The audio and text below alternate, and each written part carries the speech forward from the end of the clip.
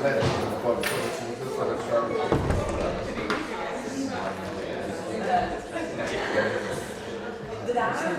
kolegi, v veliko čast in veselje mi je, da gostimo danes že drugič v zgodovini zadnjih 10 let rusistike profesora Fjodora Borisoviča Uspenskega iz Moskve.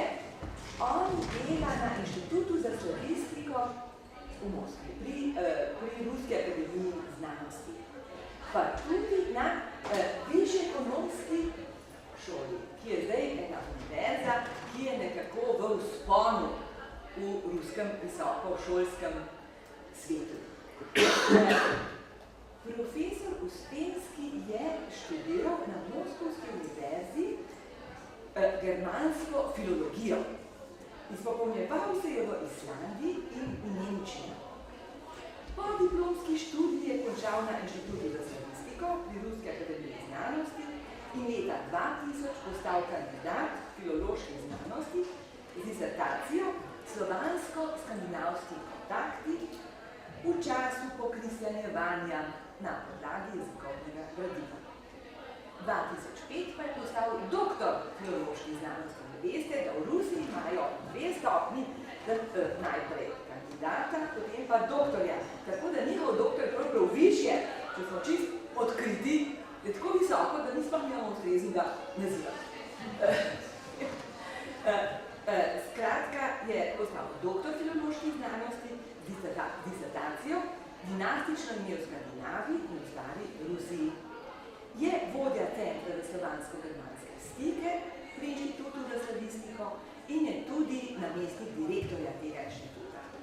Je avtor več kot 100 publikacij in njegova specialnost so skandinavska filologija, srednjeveška zgodovina in literatura Skandinavije in Rusije, kultura srednjeveške Evrope in historična onomastika. Onomastika, to je veda o imenih, tako osebnih kot krajevnih.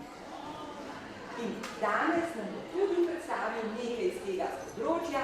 Mi pri zgodovini v prvem semestru smo že malo filozofirali o krščanskih imenih, o imenih skandinavskega izvora, o imenih knežjih slovanskega izvora.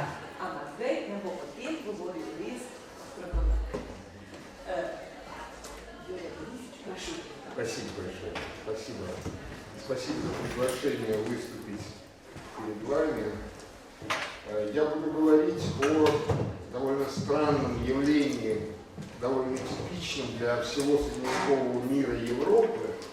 По ходу дела я объясню, что значит ономастические шарады. Это станет понятно из того материала, который я буду показывать. Но пока я хотел бы сказать несколько слов, вводных слов об общей ситуации в целом. Дело в том, что история средних веков знает немало примеров, когда тот или иной правитель или государь использовали в качестве своей печати, той личной печати, которую они ставили на документе, но вот, как я сказал еще во вчерашней лекции, это не печать в современном смысле слова, а это печать, которая привешивалась вот так вот на шнурке, привешивалась к документу, к пергаменту. Ну, вы видели, конечно, я уверен, такие же печати были в Словении. Мы знаем ситуацию, когда правитель использовал в качестве своей печати артефакт или объект, принадлежащий другой эпохе, другой культуре. Или воспроизводил на монетах своих образы, явно позаимствованные из другой традиции, хронологически близкой или хронологически отдаленной. Очевидно, что объяснения, то есть они не были очень креативны, на первый взгляд. Они не выдумывали новые образы, а предпочитали заимствовать какие-то старые. Очевидно, что объяснений подобного рода поступкам может быть множество. Порой мы не можем даже исключить полностью случайной привлекательности такого чужого образца для народа, который, например, недавно только-только приобщился к некой прежде закрытой для него традиции, ну, например, к античному наследию, или христианству, или некий общий европейский культурный фонд вдруг открылся для него. Однако в том, что касается вот правящих династий, то даже в переломные периоды истории наивное такое восхищение неофитов, как правило, очень быстро сменялось политической прагматикой. С одной стороны, и стремлением продемонстрировать полную освоенность вот этого нового культурного стереотипа с другой. Другими словами, или иначе говоря, всякая вещь и всякий образ, вовлеченный в обиход правящего рода, мгновенно шел на потребу легитимизации власти. И вот в эпоху перемен, как и прежде, право на власть определялось принадлежностью к роду, уже обладавшего властью на этой земле из поколения в поколение, принадлежностью к династии. И появление новых горизонтов расширяло, разумеется, и рамки родовой принадлежности. Часто речь могла идти о вдруг внезапно открывшемся родстве с правителями отдаленных эпох, с мифологическими персонажами и даже легендарными героями, о причудливом смешении вполне земной и вполне небесной генеалогии. Новые понятия вовлекались, в частности, в своеобразную игру с именами собственными. Сама по себе эта игра была более чем привычной для родовой традиции. Существовала она, разумеется, в традиции ученой, книжной.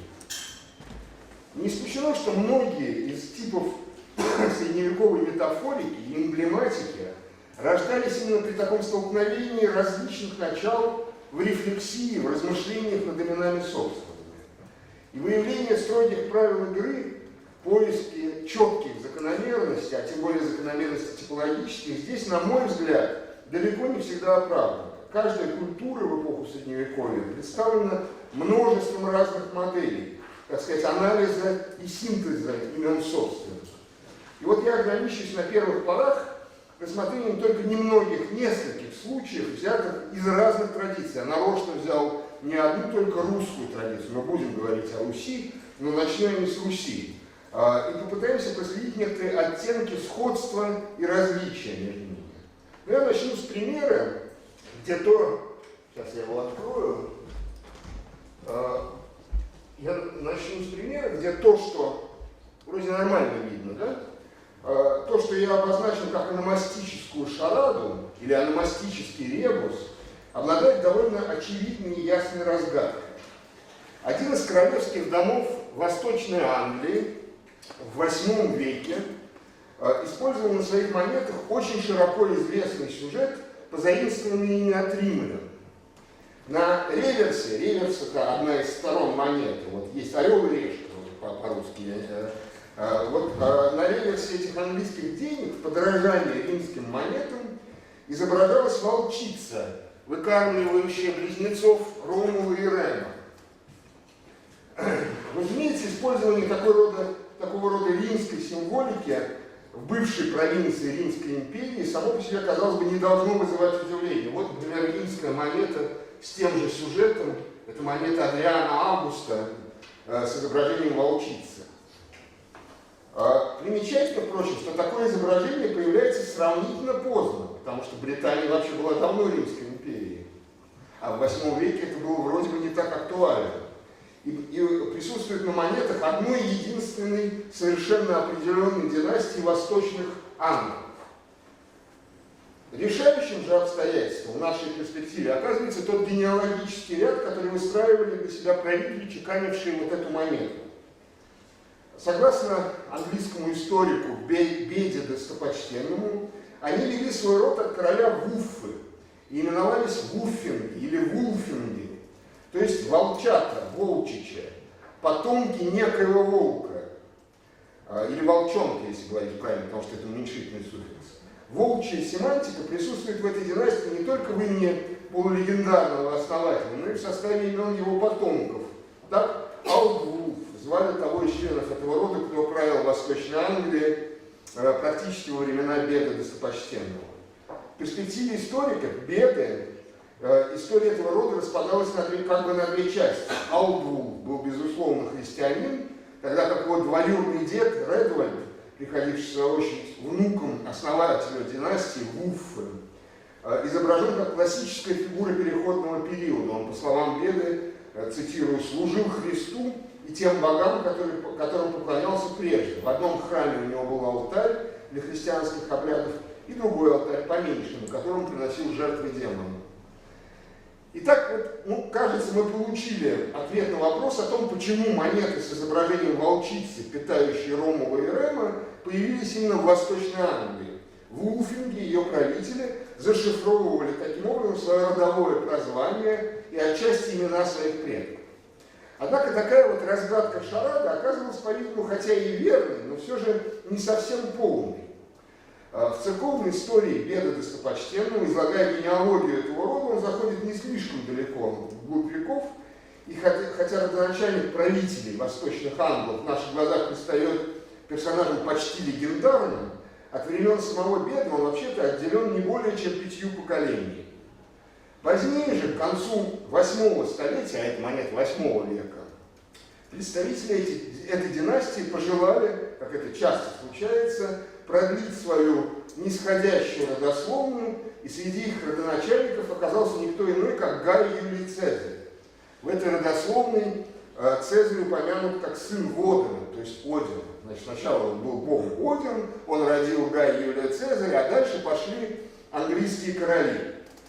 Таким образом, монета с волчицей не просто является иконографической репрезентацией родового именования вулфингов, волчичей, но и олицетворяет римские истоки династии.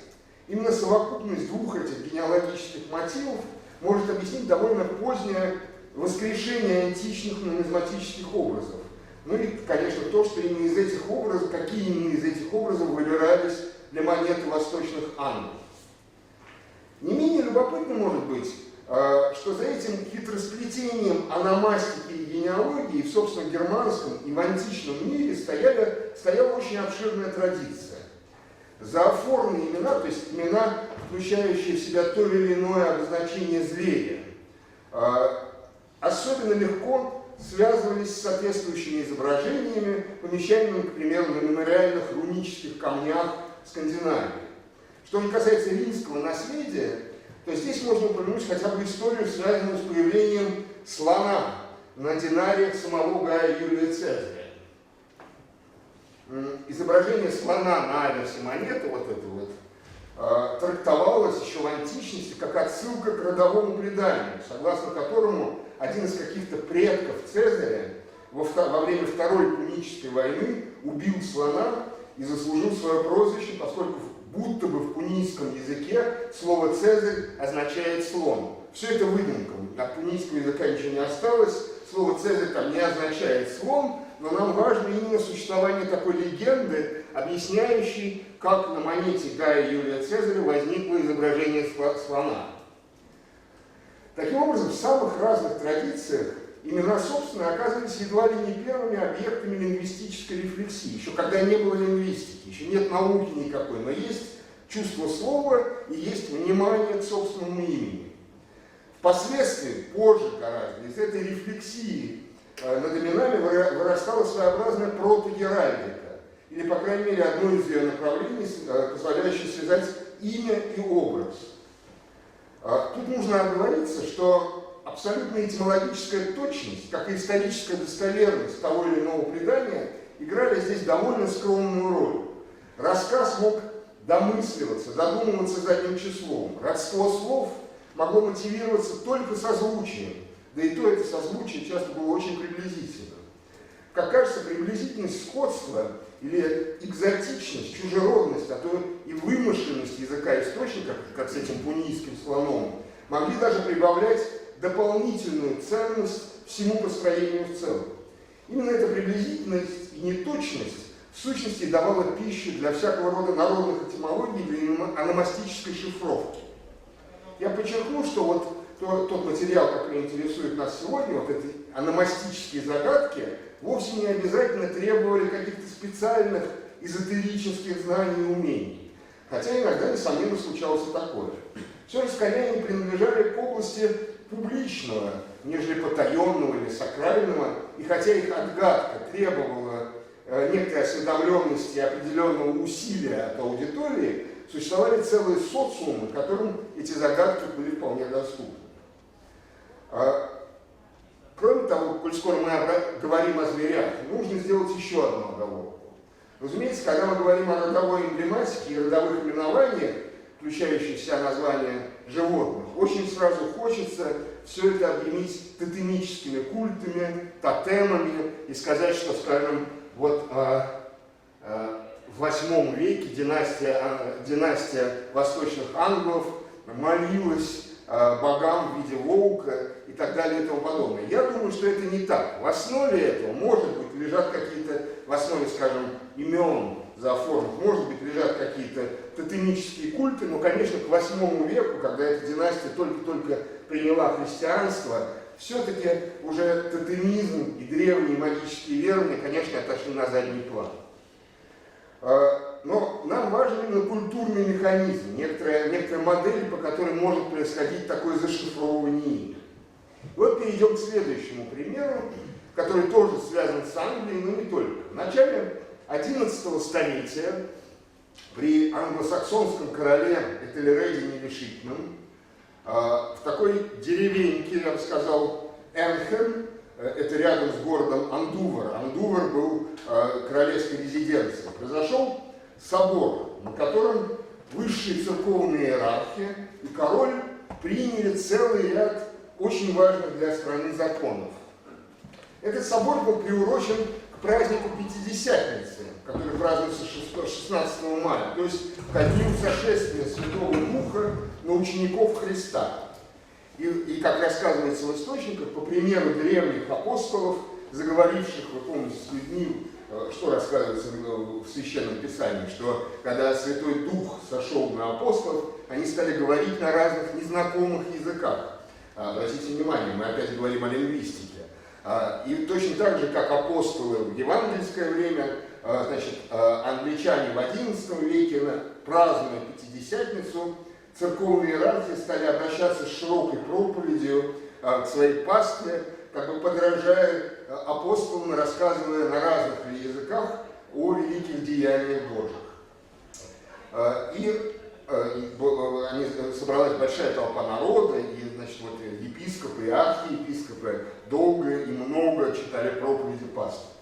Символический смысл происходившего, его непосредственная соотнесенность вот с этим евангельским рассказом о Пятидесятнице, по-видимому, просто очень отчетливо осознавалась теми, кто устроили это событие, и главными его участниками, то есть королем Этельредом, архиепископом Англии Эльфридом и йоркским архиепископом Вульфстоном.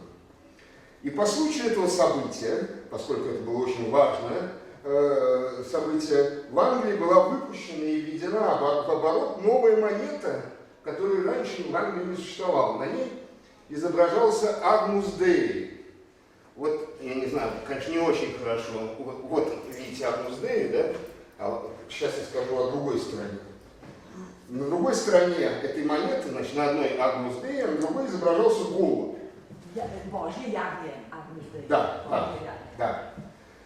Семантика и значение этих изображений была всем более чем прозрачно и очевидна. Голубь на реверсе этой монеты напрямую отсылает к вышеупомянутым событиям. Голубь или горлица, не что иное, как зримый образ Святого Духа и один из центральных символов христианской иконографии.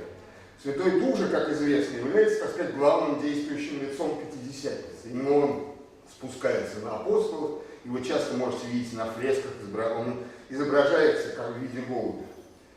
Тем самым на геральдическом уровне подчеркивалась связь между сошествием Святого Духа на апостолов и столь же значительным фактом жизни страны, как открытие и проведение собора в Энхеме, приуроченным к празднику Пятидесятницы.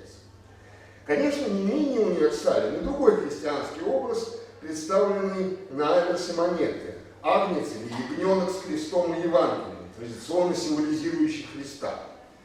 Между тем, существует и особая связь этого вот очень популярного образа с собором, который произошел в 1008 году, о котором мы говорим. Точнее говоря, с местом его проведения. Дело в том, что Энхем был частью королевской резиденции, и поэтому, видимо, был удобен с практической точки зрения, чтобы собрать людей.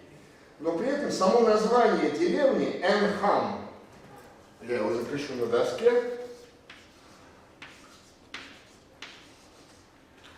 само название деревни Энхам означает место для разведения ягнят, для выращивания ягнят.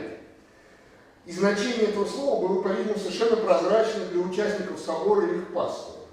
Очень вероятно, что символика названия повлияла на выбор места для собора, или, по крайней мере, она как-то осознавалась и замечалась его участниками. Изображение же на монете, будучи, конечно, одним из самых универсальных и распространенных христианских символов, в то же время отсылали к вполне конкретным историческим реалиям. Таким образом, монета была целиком и полностью посвящена собору. На ее аверсе, то есть на одной стороне, по-видимому, было зашифровано указание на место, где он состоялся, при помощи изображения ягненка, тогда как на реверс недвусмысленно свидетельствовал о времени его проведения, праздник Пятидесятницы. Буквальный и символический смысл, как бы определяли и кодировали друг друга. Эта юбилейная монета при короле Этельреде оставалась, по-видимому, довольно редкой. Здесь явно преобладали совершенно другие монетные типы с изображением меча или руки Господней, которая спускается с неба. Эта монета оставалась таким раритетом, экзотикой. Тем не менее, мы находим это же изображение Агнца на деньгах, имевших рождение при Кнуте Могучем, очень удачном сопернике Этельреда, короля Англии. Вот когда король Англии Этельред нерешительный провел этот собор в Энгхеме, вскоре после этого в очередной раз Дания напала на Англию, короля Этельреда, в общем, выгнали из страны, и на его место сел датский король Кнут Могучий, который не просто сел на английский престол, но он еще взял в жены, на всякий случай, вдову Этельреда, еще не вдову, она пока еще не овдовела, взял в жены жену Этельреда нерешительного, королеву, и таким вот образом стал править Англией. Этельред скоро умер, и, в общем, некоторое время Англия была датской. И вот при этом Кнуте Могучем, новом и удачном сопернике Этельреда нерешительного, опять вдруг появляется вот эта редкая монета. Король Кнут, предводитель тех самых норманнов, от спасения которых молились в английских церквях, человек, чей дед принял крещение уже в зрелом возрасте, а его отец еще обвинялся в отступничестве, да вот вдруг в одночасье сделался властителем 3 держав – Англии, Дании и Норвегии. И он явно при этом пытался себя вести как истинно христианский государь, чуть ли не законный наследник местных династий. Таким образом, очень важным оказывается сам факт копирования вот этой монеты при Кнуте Могучем. То есть он берет образец, которым пользовался его предшественник, причем не самый популярный образец, а один из очень редких. Но кажется, для имитации вот именно этой раритетной монеты с агнцем существовали свои особые причины. Дело в том, что Кнут Могучий в подавляющем большинстве источников, известный вот под этим своим языческим по происхождению династическим именем Кнут, он был обладателем еще одного, но уже, собственно, христианского имени. Его в крещении звали Ламберт. Исторически это имя восходит к общегерманскому, можно записать его вот так вот, как Ламберт.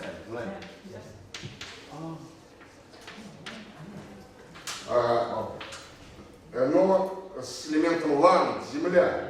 Однако в народной этимологии оно традиционно соотносилось с элементом ламп, ягненок, агнец.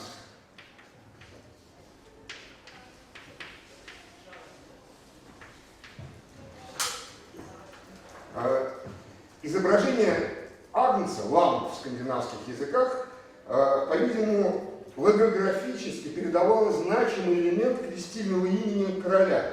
Именно поэтому он и позаимствовал этот образ.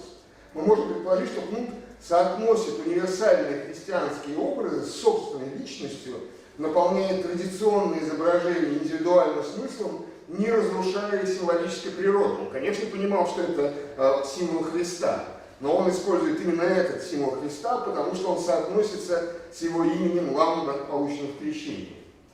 То есть разное прочтение, разный конкретный смысл, которым могли наделяться одни и те же образы, во многом были, конечно, обусловлены спецификой местной культуры и степенью знакомства аудитории с христианской традицией. В Англии XI века могли эксплуатироваться ставшие привычными общераспространенными символы календарных христианских праздников. Среди же недавно обращенных скандинавов, а скандинавы, конечно, крестились позже англичан, были как нигде сильны общие для германских народов пристрастия к обыгрыванию зооморфных имен. Ульф – это волк, Бьорн – медведь, Храфн – ворон и тому подобное. И поэтому общехристианскому символу легче всего могли приписываться именно такие вот дополнительные коннотации антропонимического свойства. Разумеется, вот такому обыгрыванию с помощью универсальных символов подвергались не только имена со звериной семантикой. Да и универсальные символы, конечно же, могли быть не только христианскими. Ну вот один из ярких примеров подобного рода связи с изображением. В VIII-XI веке, встречающимся на доброй половине европейской территории, у кельтов, англосаксов, скандинавов, такой вот узор или символ, который называется трикветра, буквально треугольник.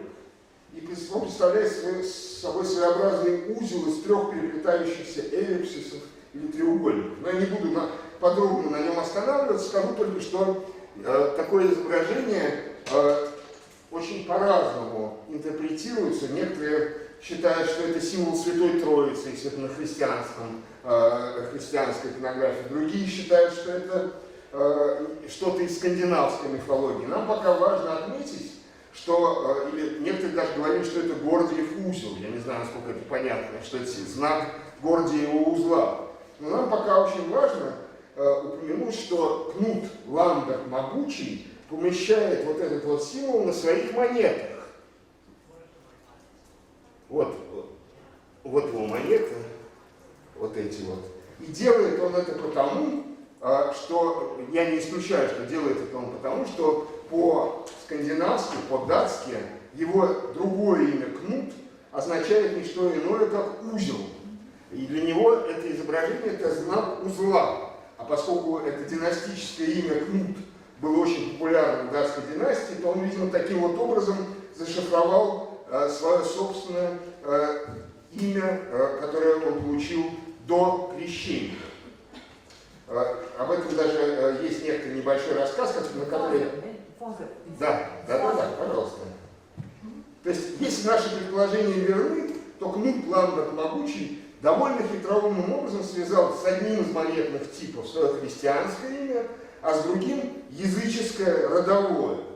Время же его правления стало эпохой расцвета датской династии. То, что появлялось на его деньгах, для дальнейших поколений, конечно, оказывалось символом власти над тремя странами. Потом многие из его современников видели в этом, так сказать, указание на то, что он правит Данией, Англией и Норвегией. Но исходно, по-видимому, речь шла о том, что все-таки он таким вот образом зашифровал свое имя Кнут, которое значит узел. Мы заметили, что мы уже сейчас сталкиваемся с феноменом двуименности, когда у одного правителя есть некоторое династическое имя, есть имя, полученное в крещении. О двуименности в Дании, эпохи Кнута Ламберта Могучего, до нас дошло не так много сведений. Но вот куда более развитой и долгоживущей оказалась система таких вот антропонимических пар, в которых участвует родовое и языческое имя и имя христианское, крестильное, в другой стране, которая принимает крещение поздно по сравнению с другими странами, это Русь. Вот здесь эта система двуименности обладала огромным потенциалом, использовалась очень активно и эффективно. В XI, первой половине XIII века большинство русских князей из правящей династии Рюриковича упоминаются в источниках под своими династическими именами. Они языческие по происхождению, такими как Ярослав, Владимир, Всеволод, Мстислав и так далее. Хотя у каждого из них со времен крещения страны были и христианские имена. Георгий, Василий, Андрей, Федор, Иван и так далее.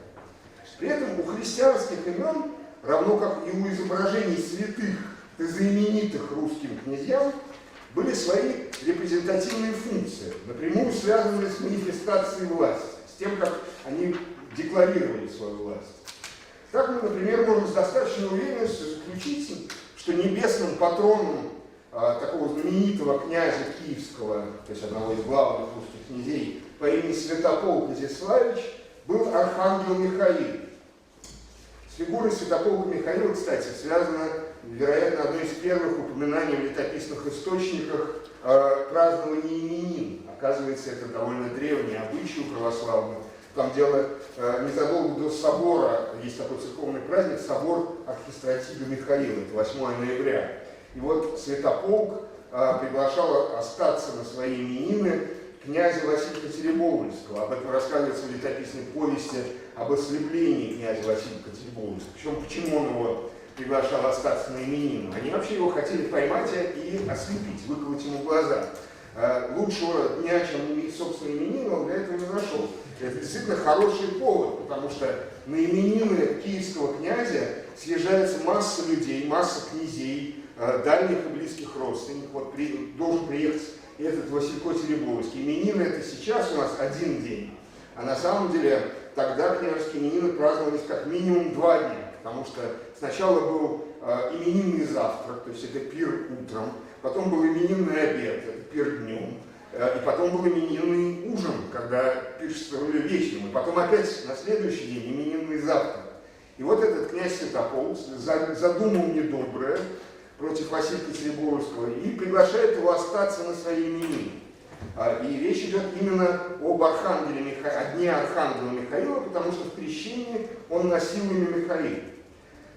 Есть разнообразные печати с изображением архангела Михаила, которые принадлежали именно вот этому вот князю XI века Святополку Изяславичу. Но тут обращает на себя внимание, и она нам интересна, семантическая связь между мирским и крестильным именем, между именем Святополк и Михаил.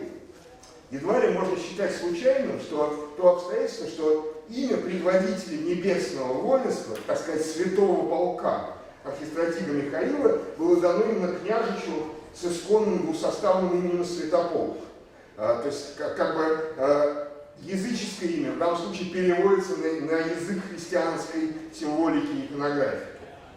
Иными словами, у русских князей складывалась своя традиция манифестации власти, и к XIII веку она успела претерпеть целый ряд эволюционных изменений.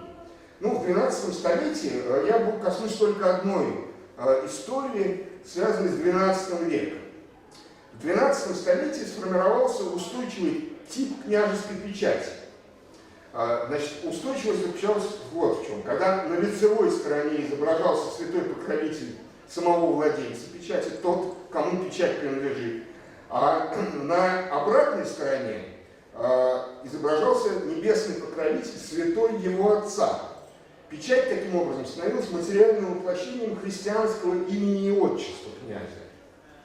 С точки зрения вот этой неразрывной преемственности власти и создания своеобразной небесной генеалогии святых покровителей и Рюриковичей, такое вот иконографическое решение оказалось на редкость удачным. И ему нашлось место на печати множество представителей рода, правящих в эту эпоху. Я бы сказал, что почти все княжеские печати устроены вот таким вот образом. На одной стороне изображение святого владельца, а на другой изображение святого, который был знаменит его отцу. Тем не менее, в начале XIII века, время, конечно, в целом переломного для истории княжеского рода и для княжеского именослова, на фоне вот этого вот относительного единообразия княжеского печати появляется объект или артефакт немножко другого рода. Значит, был такой князь Ярослав Всеволодович, один из сыновей знаменитого русского князя Всеволода Большое Гнездо. У него было прозвище Большое Гнездо, потому что у него была огромная семья, такая невероятно разросшаяся. И вот один из его сыновей носил имя Ярослав. Ну, вам, может быть, этот Ярослав Всеволодович более известен, потому что он был отцом Александра Невского.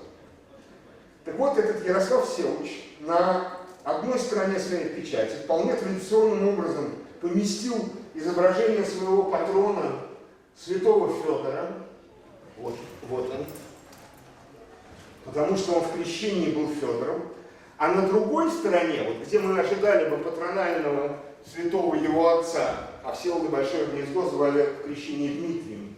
Никакого Дмитрия мы не видим, а мы видим вместо ожидаемого Дмитрия, небесного покровителя отца, образ Христа Пантократа. Достаточно даже поверхностного знакомства с русской сфрагистикой, чтобы оценить всю неожиданность и, так сказать, революционность вот такого шага. Эта революционность тем более очевидна для большинства властных притязаний князя Ярослава. И был осуществлен, поскольку ему удавалось, он, вообще говоря, всю свою княжескую карьеру строил на том, что он сын Всеволода Большое Гнездо. И тогда совершенно непонятно, почему он отказывается от помещения отчества на обратной стороне своей печати. Преемственность по отношению к отцу актуальна, конечно, для всех русских князей, для него, одного из многих сыновей великого князя, обладала особенной значимостью. Вот я просто приведу диалог, который в летописи содержится, когда этот князь приехал править городом Переяславлем. Это Переяславль-Залесский, то есть это на северо-западе Руси. Он въезжает в город и обращается к горожанам с речью, говоря о том, что отец его умер, завещав ему Переяславль-Залесский, и спрашивает, согласны ли они принять его князя, как принимали его отца. На что жители города отвечают князю Ярославу: «Вельми, господине, так и будет». «Хорошо, господин, пусть будет так. Ты наш господин, ты Всеволод», говорят они. Они говорят это человеку по имени Ярослав. Они его называют не по имени, они его называют по имени отца. Использование имени умершего отца или деда в качестве, так сказать, почетного титула, подчеркивающего права потомка на тот или иной стол, в русском летописании иногда встречаются.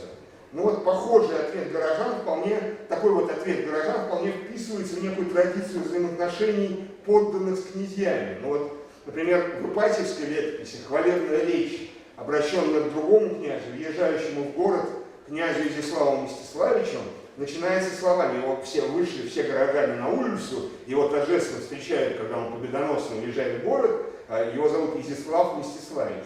И они ему говорят: ты наш князь, ты наш Владимир, ты наш Мстислав. Говорят они, не употребляя его имени, но называя имя его отца и деда. Несколько упрощая дело, можно сказать, что право на отцовское имя приравнивается для него к праву на власть. Вот чтобы еще более усилить контраст, я бы отметил, что ранние печати князя Ярослава Всеволодовича вполне традиционные. У меня нет, к сожалению, прорези ранней печати. Ну, поверьте на слово, на одной стороне изображен святой Федор, а на другой святой Дмитрий, то есть патрон его отца. Причем фигуры обоих воинов-мучеников иконографически достаточно сходны между собой. Почему же тогда позднее печать Ярослава Всеволодовича претерпевает вот столь кардинальные изменения? Почему отцовский патрональный святой и, соответственно, отцовское крестильное имя исчезли с его печати? Для решения всего здесь нужно сказать, что Христос Пантократор, вот такое вот изображение Христа, был абсолютно новым образом для русской княжеской печати.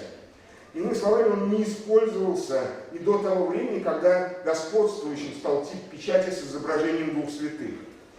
То есть Ярослав Всеволодович один из первых, кто вот такой тип изображения Христа помещает на своих печатях. Как кажется, вот чтобы объяснить такое чудесное исчезновение святого Дмитрия и появление на его месте Христа на престоле, можно в том случае, если мы обратим внимание на внутреннюю форму нехристианского имени отчества князя Ярослава.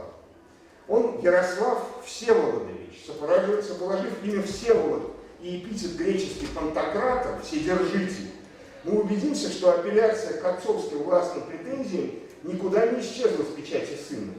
Княжеское имя Всеволод, то есть владеющий всем, языческое по происхождению, публично становилось предметом осмысления в сугубо христианской перспективе. Оно как бы переводилось на язык христианской иконографии.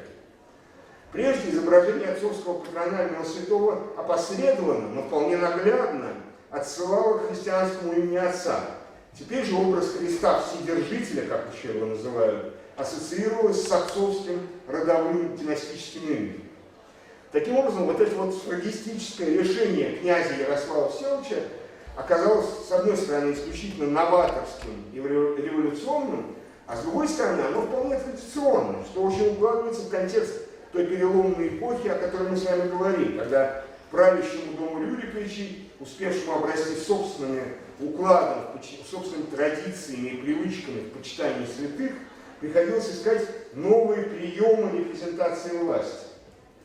Но вот пока что до сих пор я говорю или о культурных эпохах, отделенных от времени крещения страны совсем коротеньким промежутком времени, когда родовая традиция вступала в пору взаимодействия с непрекращающимся потоком культурных образцов, или о том не менее интересном времени, когда первый этап вот такого взаимодействия уже был пройден, и недавние варвары, ощущая себя вполне христианами или христианскими народами, могли уже по-новому, почти как бы со стороны, взглянуть на свое языческое прошлое.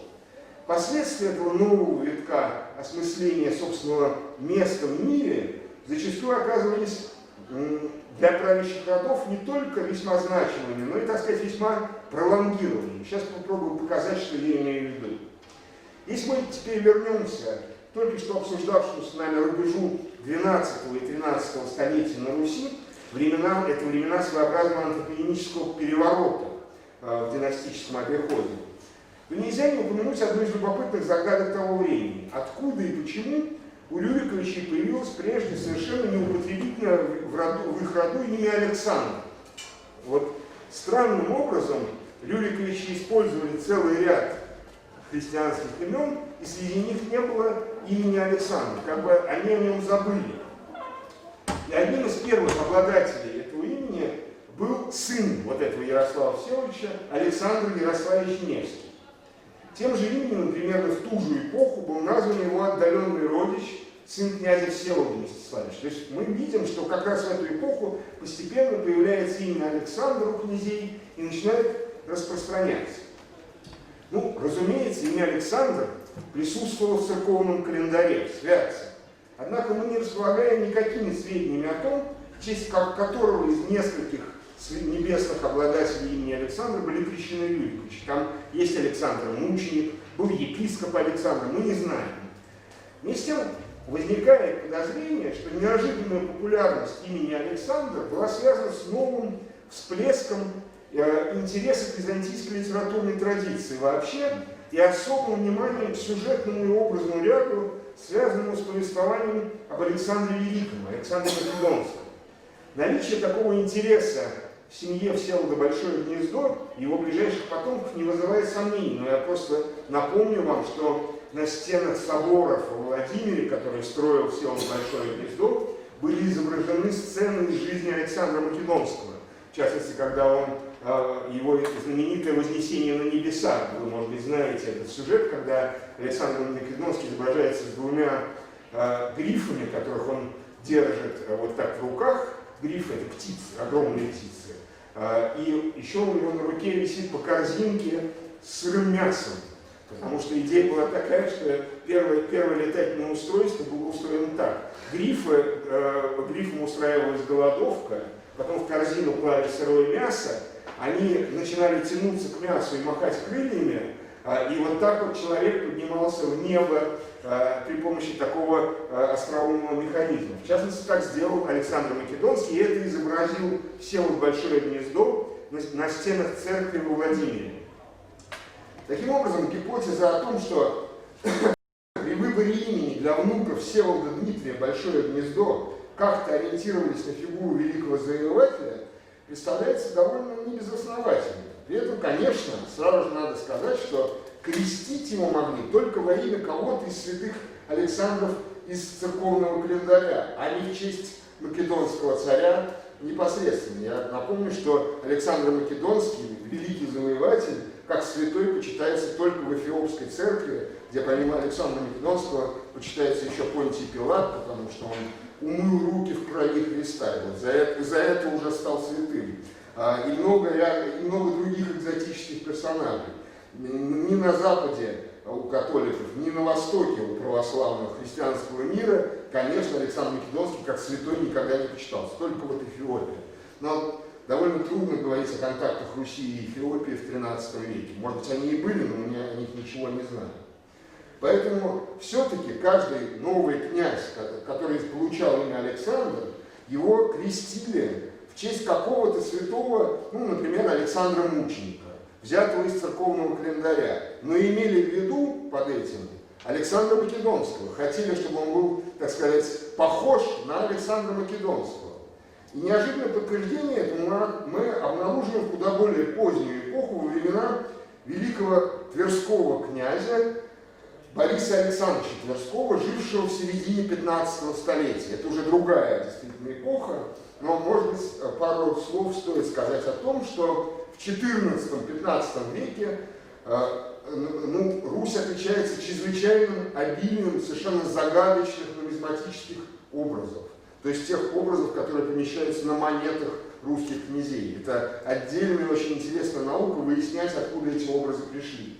На монетах этого времени мы обнаруживаем изображение Самсона или Геракла, раздирающего пасть льву, дракона с рыбьим хвостом, кентавра, то есть китовраса, птицы сирен и прочих фантастических животных. И даже мы находим изображение черта, что очень странно для монеты, потому что все-таки монета — это вещь публичная. К сожалению, я не нашел фотографию получше, но вот сейчас мы обратимся вот к этой части. Фотография с изображением черта была совсем плохого качества, но вот поверьте на слово, что на некоторых монетах изображается фигура дьявола, что для православной христианской страны очень странно. Каждый из этих сюжетов во многом еще ждет своего комментатора. Однако один из них, кажется, сам по себе может служить своеобразным комментарием к принципам именно лечения Юрьевича.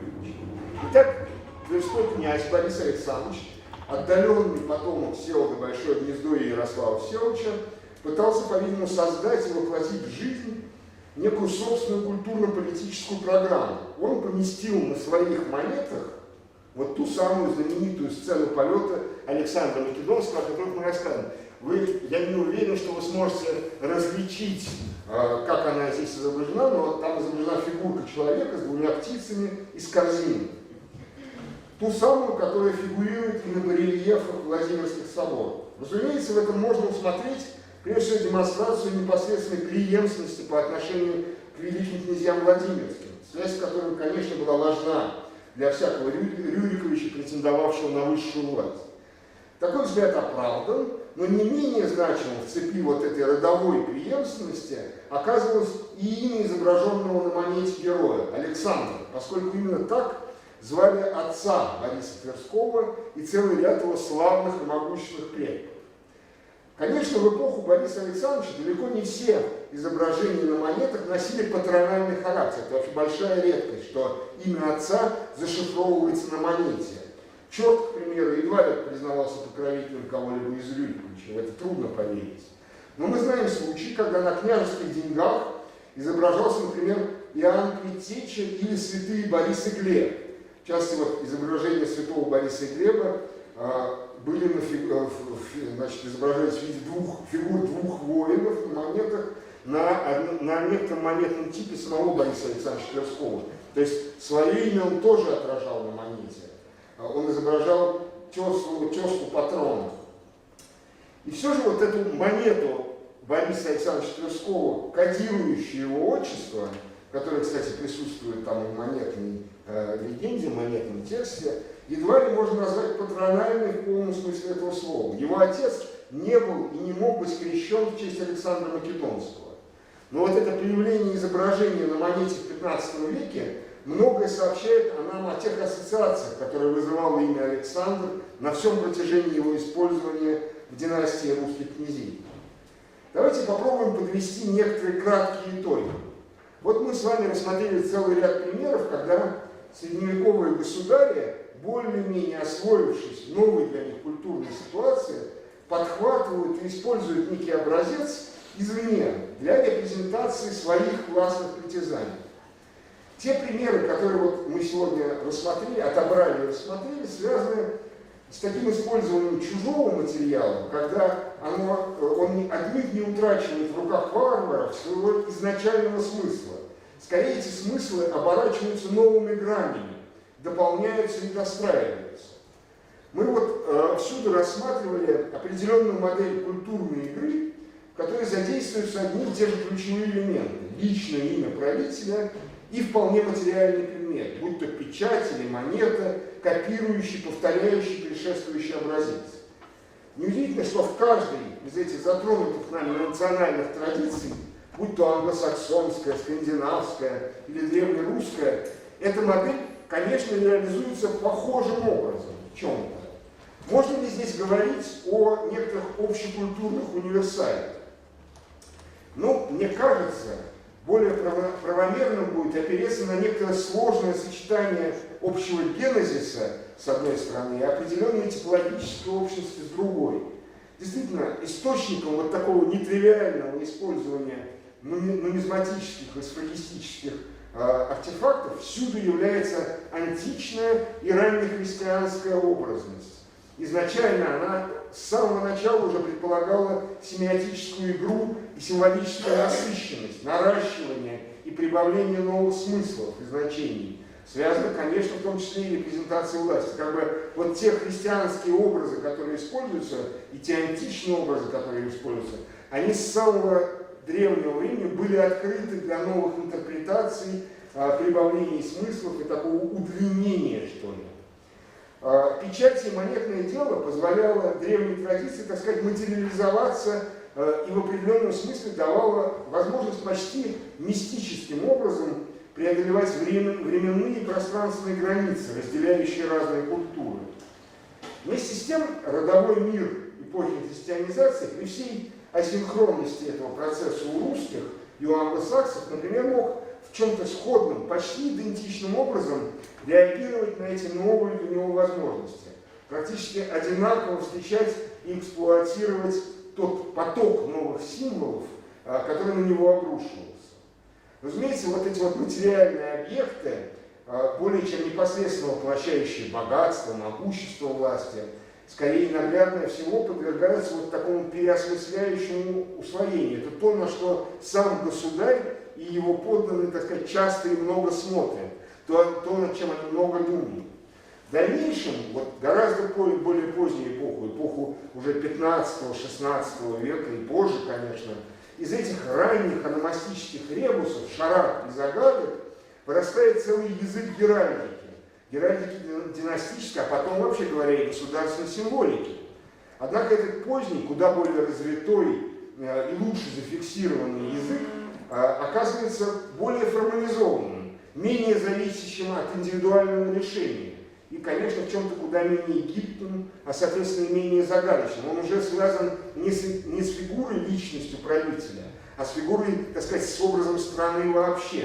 И это сразу же меняет все правила игры. Хотя и в более позднее время мы, например, в геральдической системе находим разного рода ребусы и загадки, когда уже гербы были у многих, и уже появился свой язык геральдических символов и изображений. Мы находим, например, случаи, когда на гербе французского дофина изображается дельфин, потому что во французском языке дофин и это значит и дельфин, и дофин. Или мы и разного рода таких вот игр, таких шарат и ребусов уже в, собственно, геральдическом мире довольно много. Их даже называют говорящие гербы, Реден де Вактон.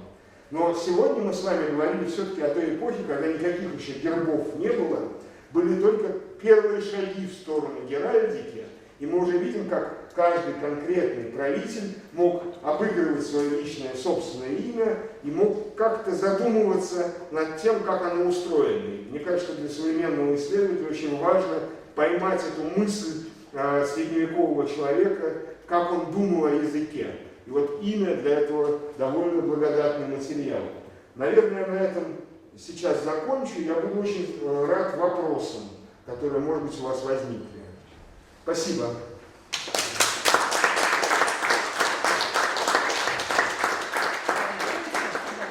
Чрезвычайно интересный доклад. И, конечно, пожалуйста, вопросы.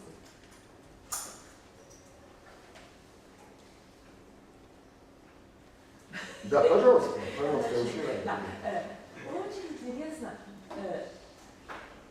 то, что вы нам рассказали о печатях идей, которые изображают с одной стороны патрона Отца, отца, а с другой своего собственного. Да. И, то есть, и вы сами упомянули, это как будто имя отчества. Это материализованное имя отчества. Да, и это можно найти такие параллели в других странах? Нет, это я, вот это, спасибо за этот вопрос. Это очень интересный тип княжеской печати, который очень напрямую связан с языком и с местной языковой традицией. Дело в том, что на Руси, даже в домонгольской древней Руси, отчество, именование по имени и отчеству обладали определенной престижностью. Далеко не каждый человек мог быть назван при помощи отчества. Так называли прежде всего князей, может быть, очень знатных бояр вокруг. Это, кстати, видимо, связано со скандинавскими корнями династии Рюриковичей, потому что не сама система отчества, конечно, система отчества была, именование по отцу, наверное, была у славян и без скандинавов. Но вот социальный статус отчества, его престижность, которой нет нигде больше, это может быть связано как раз с тем, что это были выходцы из чужаки, пришедшие в славянский мир, и для, так сказать, в глазах славянского окружения их отчества обладали престижем. Поэтому Рюриковичи старались подчеркнуть вот это вот имя и отчество при помощи печати. Этого нет ни в Византии, этого нет ни в Западной Европе, в том числе и потому, что там нет устойчивого именования по отцу, как знака уважения, престижа и социального высокого статуса. Так что в этом смысле само именование по имени и отчеству было частью некоторого выделения князей Рюриковичей, отделения их от остальных, так сказать, не князей, их подданных. Точно так же, как, скажем, Рюриковичи носили такие имена, которые не носил никто из простых людей. Вот нельзя себе представить какого-нибудь, скажем, пастуха по имени Яропол. Это просто невозможно. Вот точно так же и именование при помощи имени и отчества тоже отделяло Рюриковичей от их подданных и делало их такой вот кастой некоторой. И поэтому тут это явно тип печати, который сформировался не сразу, он сформировался в XII веке, и он явно совершенно родился вот здесь, на местной почве. Они сами придумали вот такую идею. Тут нет образцов. И еще один вопрос. Это уже Да. другое, но вы упомянули, конечно, вульфингов и так далее. Да. То есть волк используется в многих культурах Конечно, как элемент имени. Да. А в славянском мире, в южнославянском мире, Южнославянском очень популярно, да. И может этот Валкун, и так тоже может быть старый славянский князь, да. тоже Валкун, может быть волк. Да. А в восточнославянской традиции такого имени у князей у князей такого нет, у князей такого имени нет. Значит, в летописи упоминается княжеский воевода, которого зовут Волчий Хвост. И что это единственное упоминание, так сказать, случай, когда волк участвует в ономастике. Это интересный пример, потому что, может быть, это Волчий Хвост, это перевод какого-то скандинавского имени на восточнославянский язык, мы не знаем. Это не прозвище, это явно имя в том контексте, в каком оно фигурирует в летописи. Но вообще, конечно, волк у восточных славян в ономастике участвует мало, и он очень резко пиеративно окрашен. Образ волка, так сказать, всегда связан с некоторой идеей изгойства, лютости, и такой вот, это не то, что должно быть в социуме, понимаете?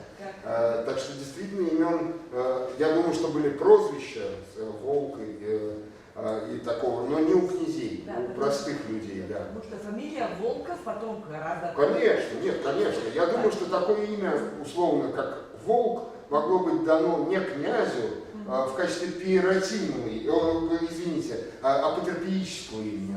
Апотропические имена – это когда ребенку дает имя, которое должно было отогнать злые силы от него. Поэтому эти имена часто носят негативную информацию. Да. Ну, как бы идея такая, что вот черт приходит к колыбели младенца, спрашивает, как его зовут Волк, тогда он говорит, нет, не буду с ним связываться, и уходит. А если бы его звали как-нибудь красиво, то черт бы его забрал. Да, вот, ну, идея такая, во всяком случае. Поэтому, скажем, многие восточнославянские имена, не княжеские, так сказать, имена простых людей, часто носят негативную информацию, а часто очень неприличные. Именно потому, что они как бы призваны отогнать злые силы и некую злую мощь, которая может угрожать ребенку. Может быть, имя Волк из разряда таких апотропиических имен. Может быть, я допускаю, что исходно так оно и было. А может быть, это связано с тотемическими, не знаю, культом волка? Может быть, но у нас почти ничего не известно о культе волка. Да. Вот, ну, у восточных славян он, может быть, и был, но вот в тот период, которым мы занимаемся, так условно говоря, 10-13 век, все-таки культ волка, если у кого и был, то скорее у половцев, кочевников, но не у восточных славян. Он никак не упоминается там. Есть интересная проблема, как обозначали волка. Вот, ну, есть русское слово «волк», а есть его, видимо, эвфемистическое обозначение, то есть такое описательное, как «лютый зверь». Видимо, это, вот в частности, Владимир Мономах в своем поучении, он описывает, как много, он рассказывает своим детям, как им надо будет жить в будущем, и кроме того, попутно он много рассказывает о своей собственной биографии. Заодно и много жалуется на то, сколько он бед претерпел в течение жизни, но это такая риторическая жалоба. Он не был таким уж жалостливым человеком, но вот он перечисляет, сколько лишений и бед он претерпел, и в частности он описывает свои охотничьи подвиги. И вот когда он описывает охотничьи подвиги и перечисляет зверей, значит, что на него напал вепрь, что на него, значит, медведь там откусил у него часть седла, когда он охотился на него на коне. И потом он говорит о том, что лютый зверь скочил мне на бедра и опрокинул меня вместе с конем. Видимо, вот этот лютый зверь — это обозначение волка, который прыгнул на охотящегося князя. И это эвфемизм из языка охотников, совершенно ясно, совершенно определенным образом. Так что да, но возвращаясь к вашему вопросу более предметно, я в целом согласен, действительно, у русских князей имени Волк не было. Хотя у скандинавов, наверное... У скандинавов имя Ульвр было очень популярным, оно совершенно нормальное, хотя и носит вот эту вот звериную семантику. Тем не менее, я не припомню ни одного короля, который носил бы имя Ульф, то есть оно не было династическим. Оно не было династическим, но может быть в этом есть некоторый смысл.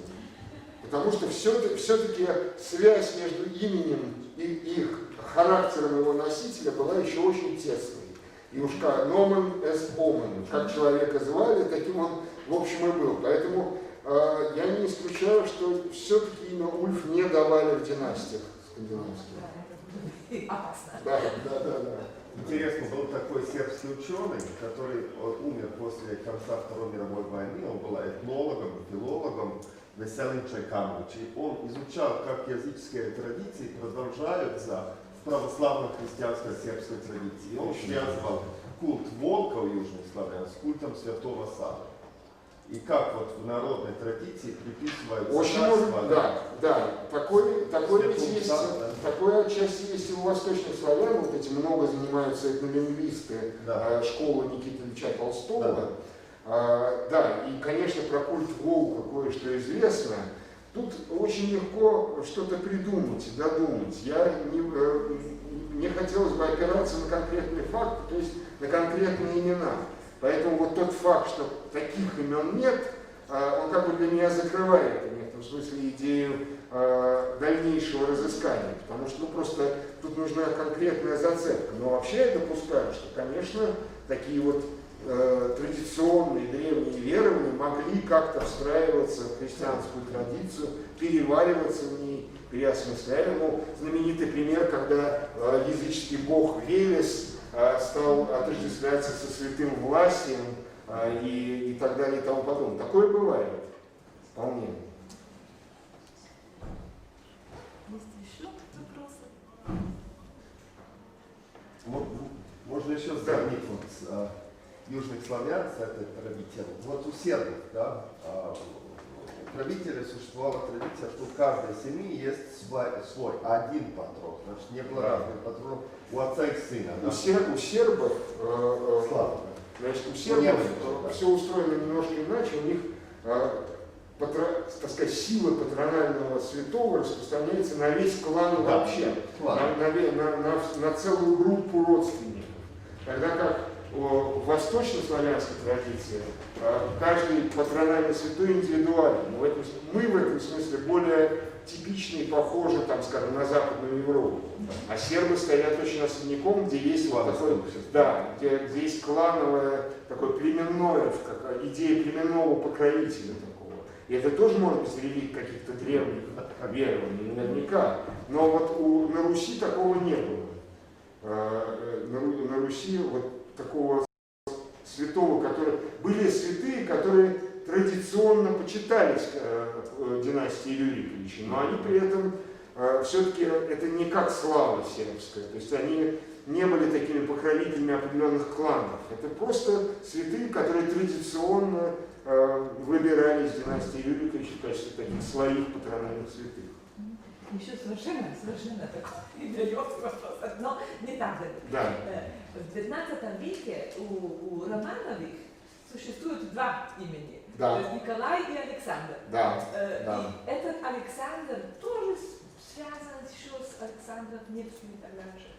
Ну, история, значит, с Александром Невским он, конечно, связан, потому что Александр Невский был канонизирован как святой очень поздно, при Петре Первом, в общем-то. И причем это была часть такой государственной пропаганды прославления Александра Невского.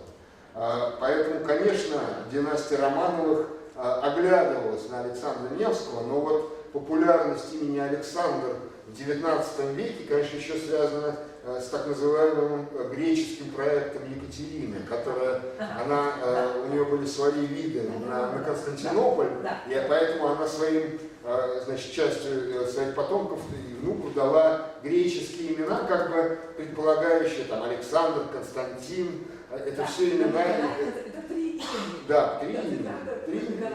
Да, совершенно верно. Да. Но, конечно, Александр Невский имелся в виду тоже, потому что к этому времени династия Романовых его вполне почитала. Но династия Романовых в ту эпоху не была так озабочена своей связью с Рюриковичами. Их это не так интересовало. Мода на Рюриковичей появилась в конце XIX века, когда появился такой откровенный древнерусский кич в династии, когда все стали носить меховые шапки, кафтаны, устраивались какие-то церемониалы, подражающие Древней Руси. Вот тогда Романовы вспомнили о том, что до них были Рюриковичи, и вообще-то появляется много каких-то странных имен и так далее и тому подобное. Такая игра в Древнюю Русь. Все-таки в Екатерининское время и в XIX веке, в начале XIX века на это такого внимания не обращали. Это скорее черта конца 19-го, начала 20 века. Ясно, греческий проект. Да. Спасибо большое. Если нет вопросов, поблагодарим еще раз нашего.